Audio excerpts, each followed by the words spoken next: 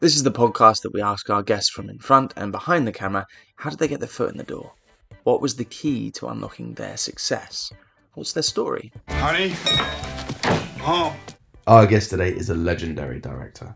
He's also a writer, photographer, an author, and a painter. Join us as he chats about directing Sean Penn to his Oscar-winning performance in Milk, shooting Good Will Hunting, and his new movie based on a crazy true story, Dead Man's Wire. Our guest today is writer-director Gus Van Sant. I'd love to ask, if I may, my podcast is usually about how someone's career begins. And, you've had an incredible career, written some amazing films, directed some amazing films.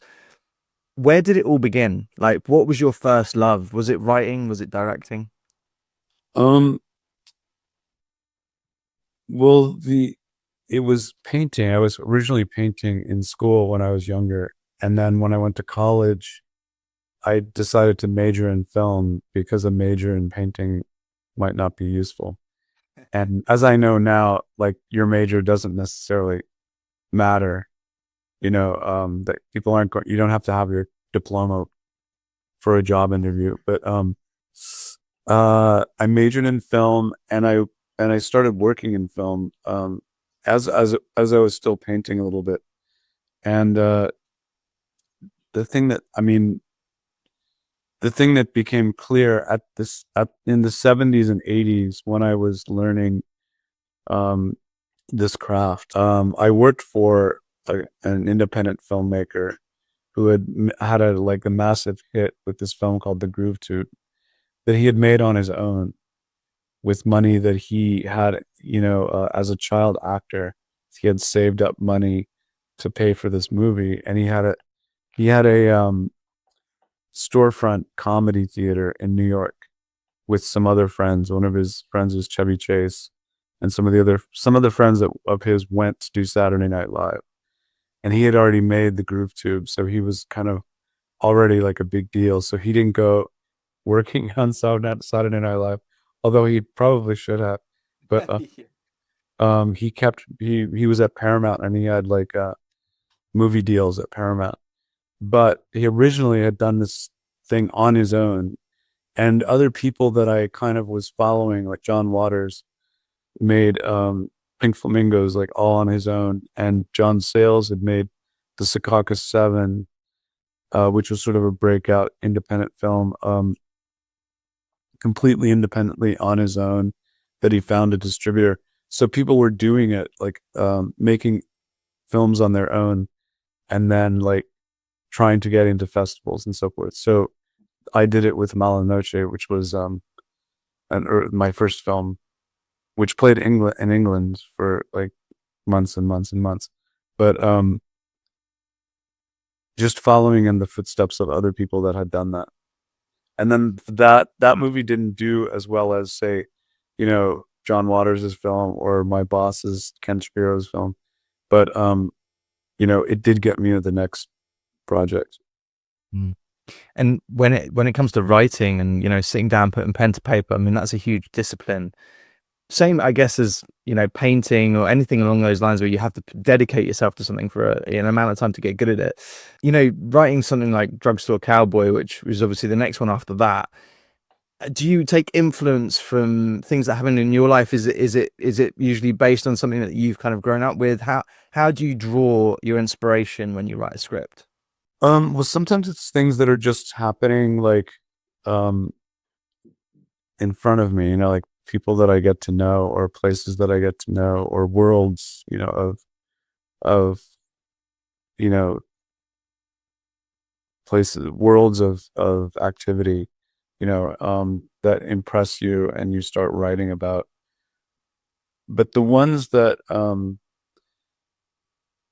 My Own Private Idaho is sort of the one that's completely made up from really just my own associations with people and my own observations. The other ones, like Drugstore Cowboy, is written by James Bogle. It was a novel, and then I adapted the novel into a screenplay. Mala Noche was also a novel, which was the first film, and even Cowgirls Get the Blues was a best-selling novel by Tom Robbins. To Die For was also a novel. So a lot of them were books. Mm-hmm. But it's true, like I do have a cachet of all these different stories that I haven't done that are sometimes things that I've like written, like my own private Idaho style, like just on my own about worlds of activity. A lot of these movies have become, so iconic now. And if it, comes down to something like, Good Will Hunting, which obviously you directed, when you're making a film like that, do you ever have an inkling that something, a script can be incredible, the cast can be incredible, everything can be amazing. Like Dead Man's Why, I mean, you can never know until you've made it and it's out whether or not it's going to sort of chime in with people and people are going to, run with it. And do you ever have an inkling of, how a film's going to be received before No, it comes out? because the most successful film that I've done is Good Will Hunting. And when we were finishing it, it was a really, generous budget. It was 20 million. At the time is more like 40 million, I guess, today. But, having Robin Williams in it, or Stellan Skarsgård, or was great. But I just remember showing it to the press, which was the earliest we were showing it to ourselves. And my friends were saying, like, one friend said, I'd rather watch a movie that's like not told it succinctly in order, that like jumps back and forth in time. And I thought, oh yeah, maybe we should have thought about something like that. I was a little worried about it. My own boyfriend said that the camera was moving so much in Good Will Hunting, it was like annoying. And the press, there was a booker for the David Letterman show who booked the guests that would come on the show, and she watched it with the idea that Matt Damon could go on the David Letterman show when this movie came out. And she watched the movie, and when she exited, the press attaches like take comments from people, and her comment was that she didn't think Matt Damon could carry a movie. So in other words, it was just a waste. And I thought, oh my God, if she's right, we're dead. This is going to be horrible. And It's aged like milk. she was like, yeah, she just like was wrong. So, Luckily. you never really know. I mean, I think that you can work your way into like convincing yourself it's going to be a fantastic hit, or you can work your way into like thinking it's going to be a complete failure, and you can't tell until it actually comes out. And I mean, there's so many films that you've done have been nominated for all kinds of awards, and specifically a lot of, Oscar attention for the actors in those films. Obviously directing and writing are very different disciplines. When you're directing someone like, say, Sean Penn in Milk, or, a performance that's, again, based on a real person, are you the kind of director that kind of lets the actor do, their thing? Do you like to, what is your kind of process as a director? Yeah, I mean, definitely in Milk, I was just sitting back and letting Sean do his thing, which he really appreciated. And he occasionally would say, like, some compliment, like, you direct like Clint Eastwood, which is like, just leave the guy alone. Because the director can completely get in the middle of their thing and try to push them this way or that, And I think Sean, as a person and as an actor, knows what he wants. He doesn't like need you to like help him figure it out. Sometimes actors want you to help them figure it out. So like I could do that too, but I usually like just I'm casting them so that they will invent things. Mm-hmm. Usually I'm trying to do that. Is this on air? No, but it's being recorded. Talk to me. I'm not a rich man. I'm a poor man. And that never bothered me. But these people betrayed me. These people lure in common folk, give them a taste of the American dream, and then spit them right out. I hear you, Tony. I'm a man that's fighting for everything that he owns, sir. I loved this movie. What an incredible, mad true story for a start. How did you become, aware of this? Was it the original footage? How did it come about? somebody just a producer that was a friend of mine just sent it to me. He was trying to put it together. He had a financing fund that helped him, and he was ready to shoot. And it was one of those things that was already set up. They didn't have it cast, and they didn't have a director, but everything else was set up. I guess that's always the fun bit, kind of picking out who you can have in a movie. And do you take, I mean, obviously as a casting director, but do you have a lot of say in that? Is that something that you get involved with, and, you know, actors that you kind of sort out for movies like this? Yeah, we didn't have a casting director. I mean, we had a casting director for some of the smaller parts, but the casting was basically myself and Cassian and a couple of other producers that were on board. Partly the leads, Bill Skarsgård and Dacre Montgomery, were ideas that I had, and then the other parts were a cast of supporting characters that were pretty well known to sort of even out like the like sort of recognizability of the cast, like Al Pacino. But they were people that were like, we would cast and then they would or we would offer to them and then they would say no. So there was a lot of like back and forth with those particular parts, like the DJ that Coleman Domingo played, and Al Pacino's character. There was a couple of other ideas, and they were hard because they were sort of scheduling conflicts or just creative conflicts that made them like drop out after we considered them. Like, we would consider somebody and they would say that sounds great, and then then they would get closer to it and realize that they didn't have time or something. So It doesn't matter what level you're on, it's always a difficulty getting these things to line up, I guess. And you mentioned there's a couple of big names in there, and a couple of them are unrecognizable in there. Carey, it took my brain a good 5 to 10 minutes. I was like, I know that voice. Who is that? And he looks so different in it. It just, after 10 minutes, I was like, oh my God. Some incredible performances. Yeah, Carey always is my producer's brother. So he came early.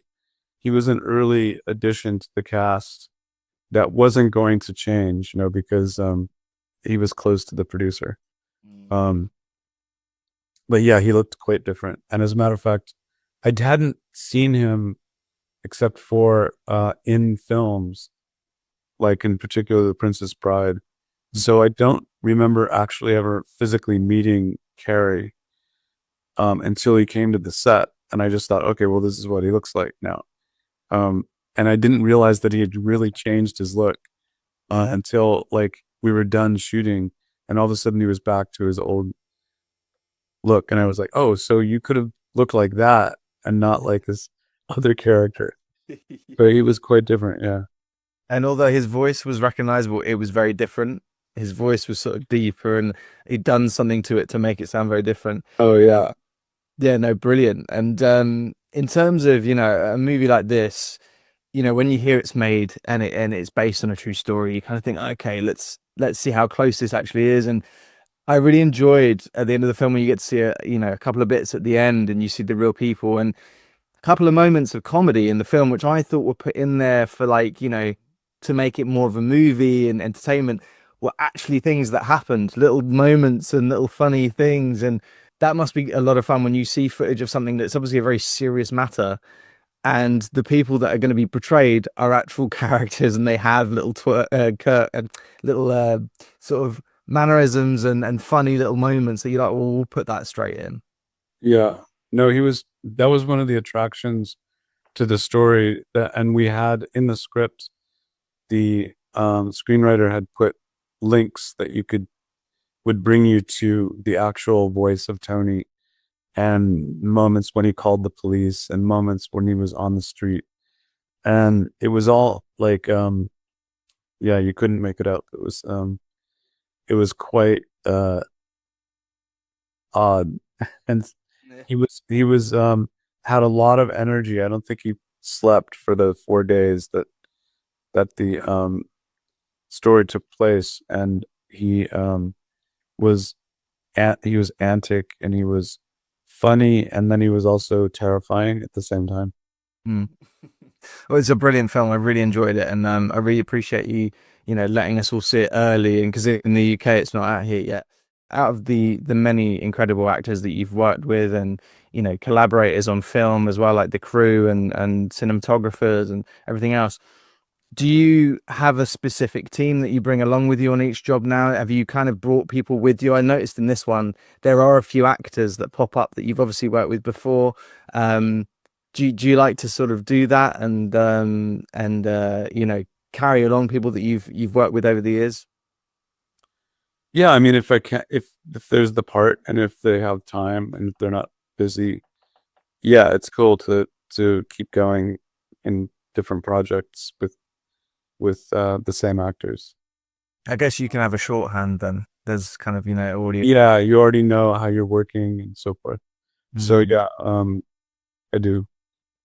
And in terms of advice to writers, directors, people out there that are trying to now get their foot in the door, do you have any advice that you'd give to them?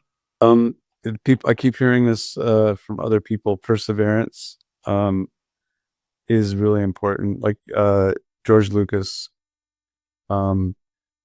mentioned that, and same with Elon Musk. I just read that it was like, don't give up, like keep going. Yeah, I mean it's an endurance test, isn't it? I'm an actor myself, and it's though being in the industry at all in any facet it's just you got to keep going and believe in your dreams, I guess, and never give up. And that seems to be a recurring theme for sure on the podcast. Gus, thank you so much, man. I'm a big fan of all your work, and I'm always excited when I see one of your movies is coming out. So really enjoyed this, man. Thank you so much. Great. Thank you. All right, take care, man. Bye.